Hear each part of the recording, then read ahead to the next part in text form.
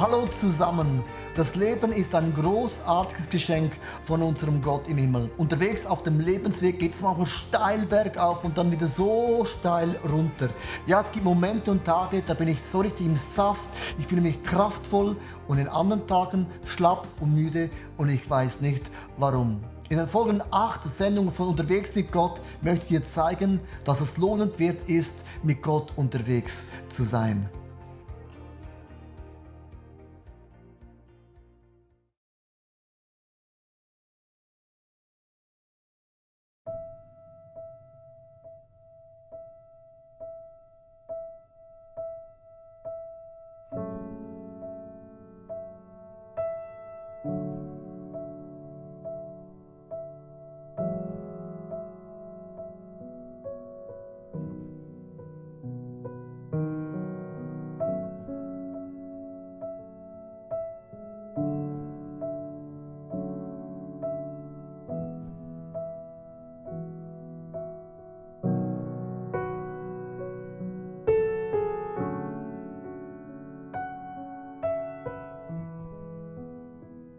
Ich bin mit 18 Jahren zum Glauben an Jesus Christus gekommen. Ich bin katholisch aufgewachsen. Ich habe immer geglaubt, dass es Gott gibt. Aber für mich war Gott immer ganz, ganz weit weg. Ich hier unten irgendwo und Gott weit oben. Bis ein Freund mir erklärt hat, dass meine Fehler und meine Sünden mich trennen von diesem heiligen Gott. Und das war genau diese Kluft, die ich immer in meinem Herzen gespürt habe. Als Jesus in mein Leben gekommen ist, war diese Kluft schlagartig weg.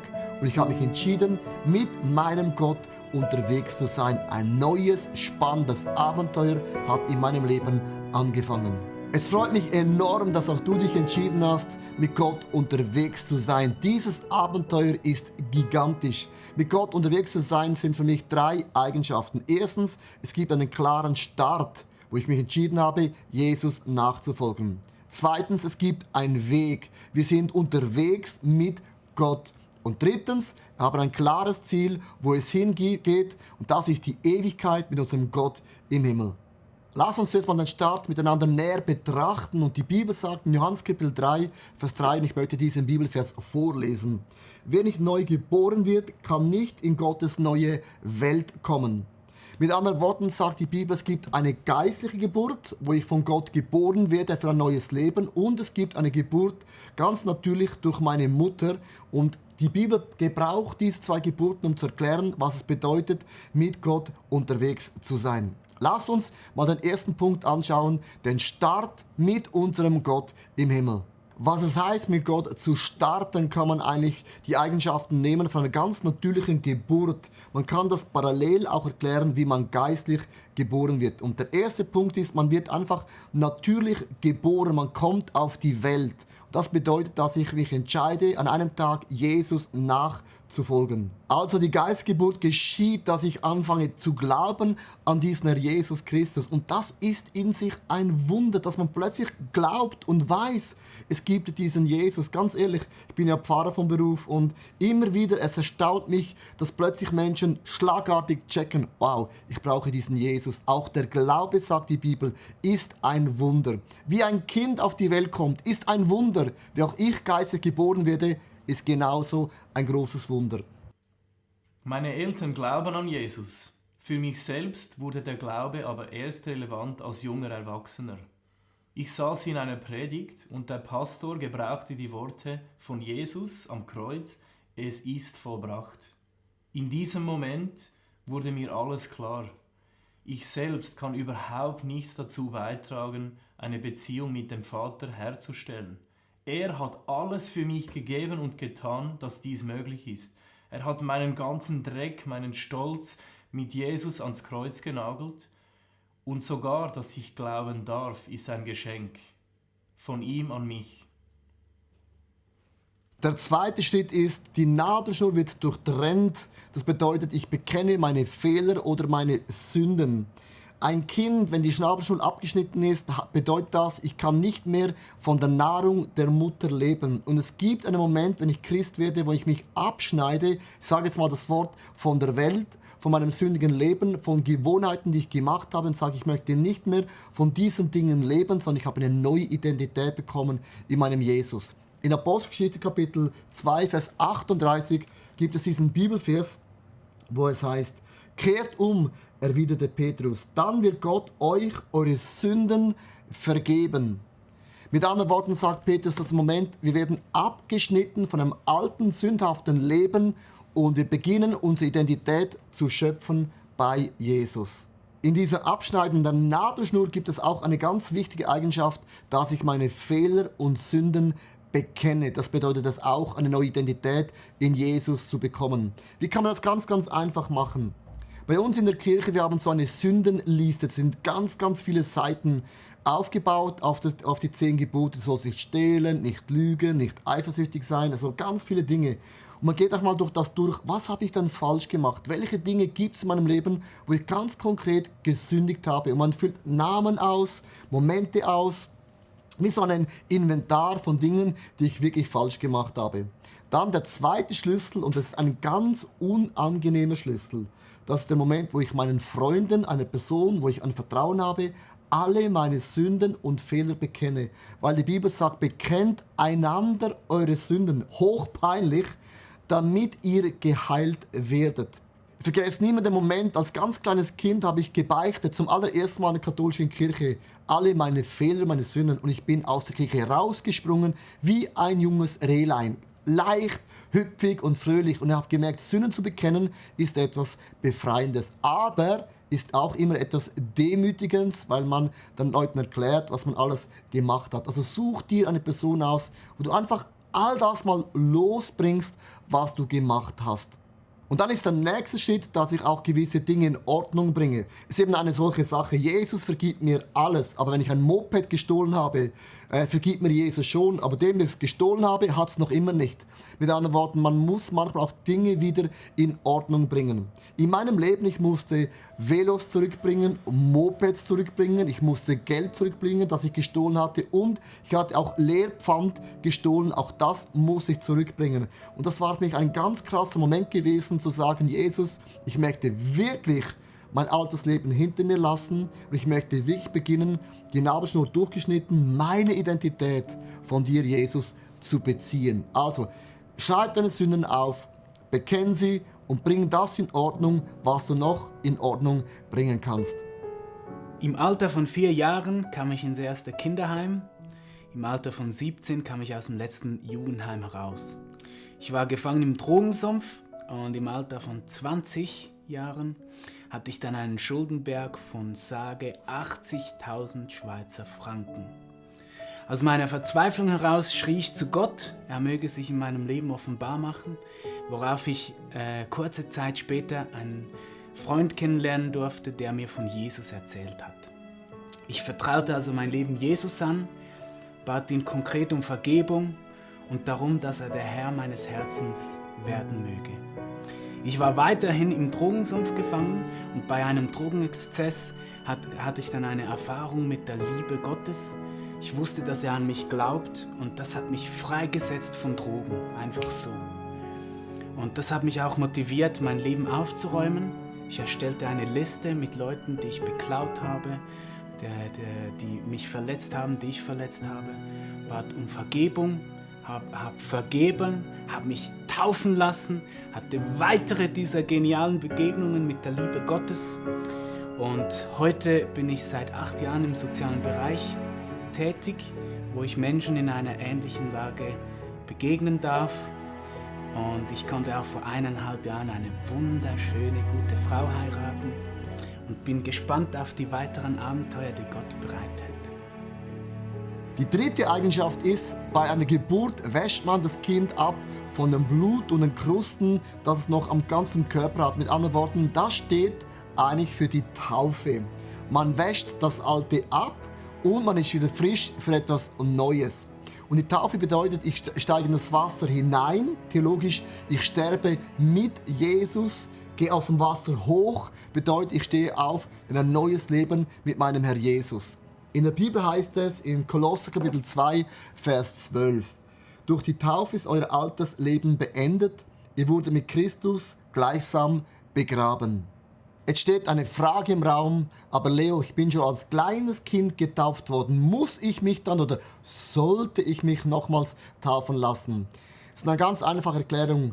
Die Taufe bedeutet, ich kann freiwillig entscheiden, ich möchte von ganzem Herzen persönlich Jesus nachfolgen. Als kleines Kind war das nicht meine Entscheidung, ich wurde zudem einfach hineingetauft. Mit anderen Worten, die Eltern haben etwas Gutes für mich gedacht. Und darum möchte ich motivieren, lass dich taufen bewusst, ich möchte meinem Jesus nachfolgen, alles abwaschen, ich möchte ein neues Leben mit Jesus beginnen.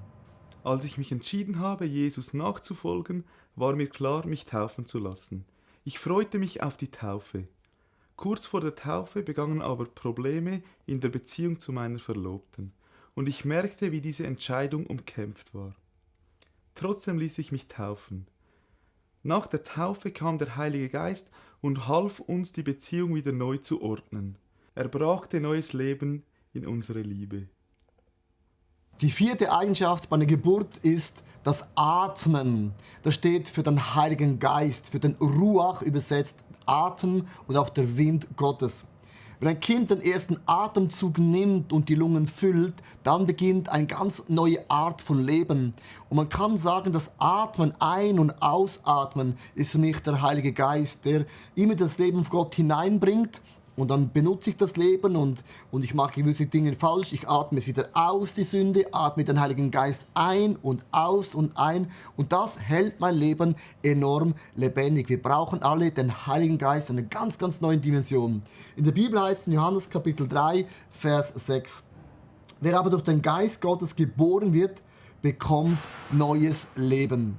Wenn man so diese 4 Eigenschaften der Geburt nimmt und es geistlich überträgt, hat es eine ganz, ganz tiefe Bedeutung. In diesen 4 Eigenschaften entsteht noch etwas Interessantes. Wir bekommen eine neue Identität, wer wir sind in diesem Gott im Himmel. Wie ein Kind bekommt einen Namen, bekomme ja auch ich einen neuen Namen, geistlich gesehen. Ich und meine Frau haben 2 Kinder, den Simon und den Stefan. Und manchmal sagen Leute, ja, der Simon sieht aus wie du. Andere Person sagt, nein, der Simon sieht aus wie meine Frau. Und dann der Charakter wie du, der Charakter wie sie. Also Leute haben ganz, ganz verschiedene Meinungen. Aber was interessant ist, wenn ich meine Kinder wirklich anschaue, ich sehe sie in mir und ich in ihnen. Sie haben viele Charaktereigenschaften, die auch wir besitzen. Mit anderen Worten, wenn ich unterwegs mit Gott bin und ich diesen Jesus immer anschaue, es ist nur eine Frage der Zeit, wo ich beginne, die Art und Weise von einem Jesus zu übernehmen. Und da beginnt eine neue Identität. Eine Eigenschaft der Identität ist, wir sind Söhne und Töchter des lebendigen Gottes. Es heißt in Johannes Kapitel 1 im Vers 12, die aber Jesus aufnahmen und an ihn glaubten, denen gab er das Recht, Kinder Gottes zu sein. Die Bibel sagt, wir sind Kinder von Gott. Wir haben eine neue Familie, eine geistliche Familie. Wir haben auch eine natürliche Familie. Und jetzt merkst du, geistlich, natürlich ist eines der Probleme, dass wir immer wieder das Bild, was wir natürlich erleben, nehmen und sagen, aber mein Vater war nicht perfekt und meine Mutter war nie da und meine Geschwister, die haben mich nie richtig geliebt. Und man nimmt diese Erfahrung, dieses Bild, projiziert es in den Glauben hinein und sagt, jetzt sollte Gott perfekt sein und die christliche Familie auch perfekt sein. Und du merkst, unsere Gedanken hat unser Leben geprägt und da muss sich etwas ändern in der Identität. Ich bin ein Sohn und ich bin die Tochter von Gott im Himmel und er ist perfekt und die Familie Gottes im Himmel, nicht hier auf der Erde, wird auch eines Tages perfekt sein. Ich bin ohne den Glauben an Gott aufgewachsen. Ich habe zwar gewusst, dass es ihn gibt, aber ich hatte keine Ahnung davon, dass er eine persönliche Beziehung mit mir haben möchte oder dass er mir sogar ein Vater sein möchte. Mein leiblicher Vater ist immer für mich da gewesen und er hat mich versorgt mit allem, was ich brauche. Aber er ist Geschäftsmann und er ist viel unterwegs gewesen und hatte so wenig Zeit, sich persönlich um mich zu kümmern. Als junge Frau und als Jugendliche hatte ich keine Ahnung davon, dass ich wertvoll bin oder dass jemand stolz auf mich sein könnte. Ich habe immer geglaubt, ich müsste anders sein und so wie ich bin, genüge ich nicht. All das hat mich in ein extremes Leistungsdenken hineingebracht und ich habe angefangen, mir Dinge zu erarbeiten und Dinge vorweisen zu können. Als ich Jesus in mein Leben eingeladen habe, hat Gott begonnen, mir zu zeigen, dass er mir ein Vater sein möchte. Und er ist wirklich der perfekte Vater. Ich muss nichts beweisen, um bei ihm wertvoll zu sein, sondern ich bin angenommen, so wie ich bin. Es ist so, als hätte er mir meine alten Kleider ausgezogen. Alles klein fühlen, alles unbedeutend fühlen, alles nicht liebenswert fühlen. Und er hat mir neue Kleider gegeben. Heute darf ich wissen, dass ich wertvoll bin, so wie ich bin, und dass ich angenommen bin, so wie ich bin, auch wenn ich mal komplett daneben liege. Gott hat immer Zeit für mich. Sein Platz ist immer frei und ich kann immer kommen zu ihm. Seine Liebe und seine Annahme haben mein Leben komplett verändert und ich darf heute wissen, dass ich eine wertvolle und über alles geliebte Tochter des Königs der Könige bin. Ein anderer Punkt der Identität ist, wir sind Könige und Königinnen. Alles, was Gott gehört, und mit anderen Worten, Gott gehört alles, den ganzen Himmel, die ganze Erde, das ganze Universum, es gibt nichts, was Gott nicht gehört. Das heißt, ich habe den Zugang zu allem, was Gott gehört. Der Gedanke, ich bin arm, den gibt es nicht, weil alles, was Gott gehört, gehört auch dir und mir. Ein anderer Gedanke der Identität ist, wir sind Priester und Priesterinnen Gottes. Das heißt, wir haben einen freien Zugang zu Gott. Gott sagt uns etwas und wir sind wie ein Mittler und überreichen das anderen Menschen. In 1. Petrus Kapitel 2, Vers 9 steht geschrieben: Ihr aber seid das von Gott auserwählte Volk, seine königlichen Priester, Menschen, die ihm gehorchen und sein Eigentum sind. Ein Priester bedeutet, dass wir Mittler sind zwischen Gott und den Menschen. Vor ein paar Wochen habe ich mit einem Mann getroffen und habe mir gesagt: Leo, ich habe gesündigt, ich habe viele Dinge falsch gemacht und by the way, ich habe einen Menschen umgebracht. Und dann wurde ich sehr, sehr ruhig, so wow. Und er hat mir alles erzählt und hat sein Herz ausgeschüttet. Er hat gesagt: Leo, seit 10 Jahren habe ich keinen Kontakt mehr mit meinen Eltern, ich habe keine Freunde mehr, ich habe alles abgebrochen in meinem Leben. Und das ist der Moment von dem Priester, wo du einstehst, vermittelst zwischen Menschen und Gott. Und ich habe mit ihm zusammen gebetet, dass seine Sünden, seine Fehler vergeben werden möge. Und dann hat der Mann zum ersten Mal wieder Kontakt aufgesucht mit seinen Eltern, mit seiner Frau, mit seinen Kindern und fing an, sein Leben wieder in Ordnung zu bringen. Und du merkst etwas: König zu sein bedeutet, mir gehört alles. Aber Priester sein bedeutet, ich stehe in den Riss hinein für Menschen und diesem Gott im Himmel und ich vermittle, ich versöhne und ich bringe diese 2 Elemente wieder zusammen. Und das ist ein wunderbarer Auftrag, den wir haben. Und noch eine andere Eigenschaft der Identität ist, wir sind Botschafter, Botschafterinnen an der Stelle von Jesus. Das heißt, Gott hat uns beauftragt, seine Botschaft und sein Evangelium ganz natürlich, begeisternd, mit Leidenschaft, natürlich, überall, immer, den Menschen zu erzählen. Man kann unmöglich nicht mehr von Jesus sprechen. Und Jesus sagte eines Tages: Wenn ihr nicht mich ehrt, wenn ihr mich nicht preist, dann werden es die Steine tun. Und ganz ehrlich, Gott hat uns die beste Botschaft anvertraut, natürlich, freisetzend, überall es einfach zu erzählen, weil irgendwann hat doch jemand dir und mir die Botschaft Gottes erzählt. Wir sind Könige, wir sind Priester, wir sind Propheten und wir sind Söhne und Töchter von diesem Gott im Himmel. Und das ist eine ganz, ganz neue Identität. So starten wir unser Leben mit unterwegs mit Gott zu sein. Das ist unser Start und du merkst, da ist Schub, da ist Begeisterung, da ist Kraft alleine in diesem Gedanken drin. Darum, tschak, go!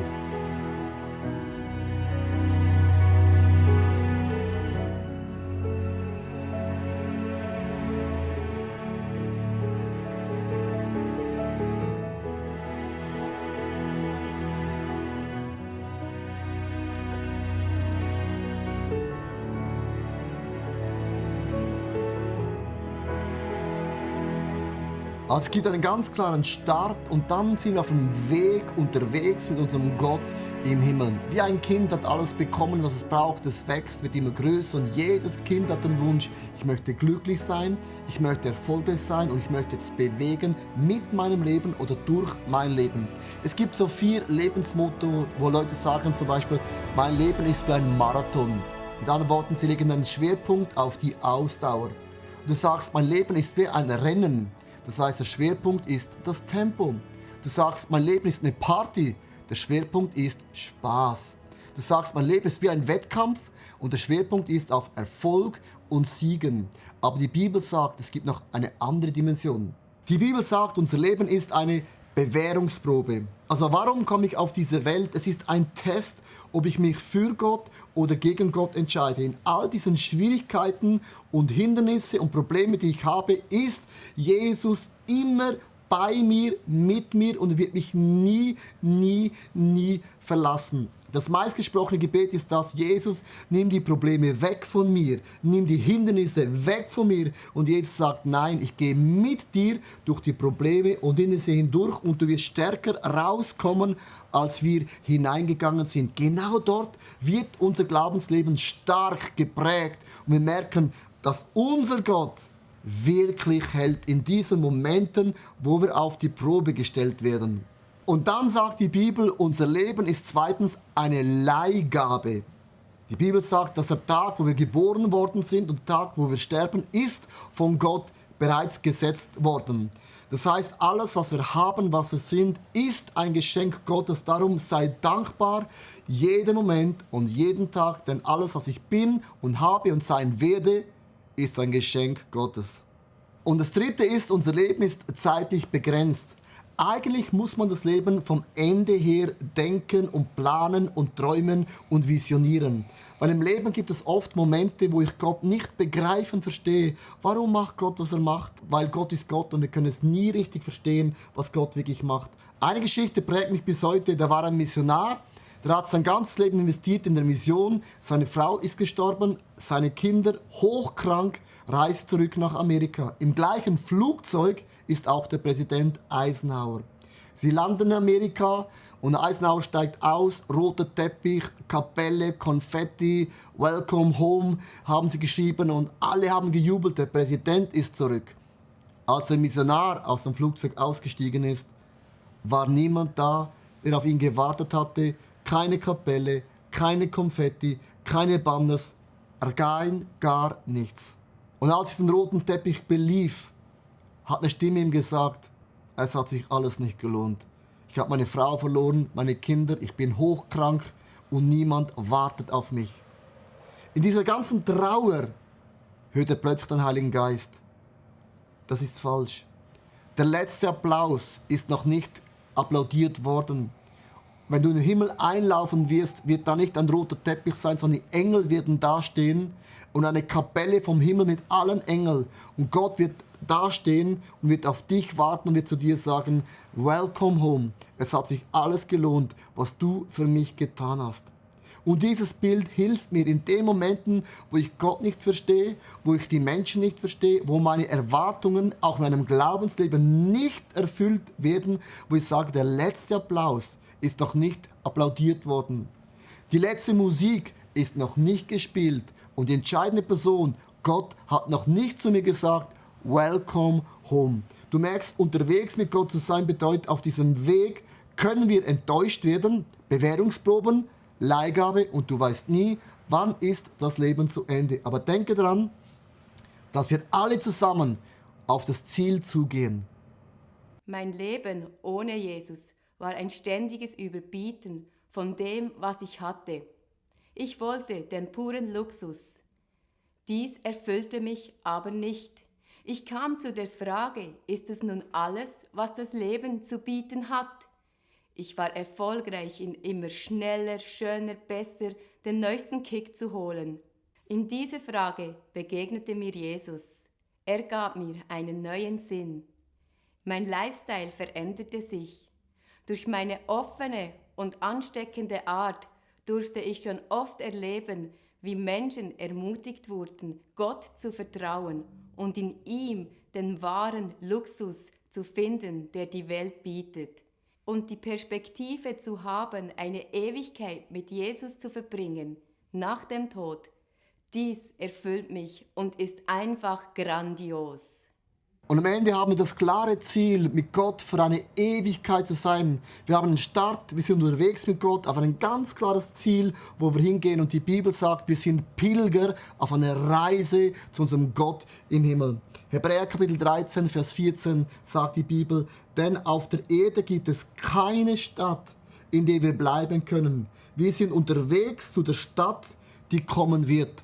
Auch hier der Gedanke, wir sind unterwegs gestartet auf einem Weg, aber ein klares Ziel, dass Gott uns eines Tages umarmen wird und zu dir und mir sagen wird, well done, sehr, sehr gut, du treuer und tüchtiger Diener, komm hinein in mein Reich und wir werden für eine Ewigkeit, für immer mit unserem Gott zusammen sein. Und das ist der Grund, dass ich nie aufhören werde, mich an meinem Jesus zu klammern. Denn unterwegs mit Gott zu sein bedeutet, wir sind zusammen unterwegs jetzt, aber auch in der Ewigkeit. Amen.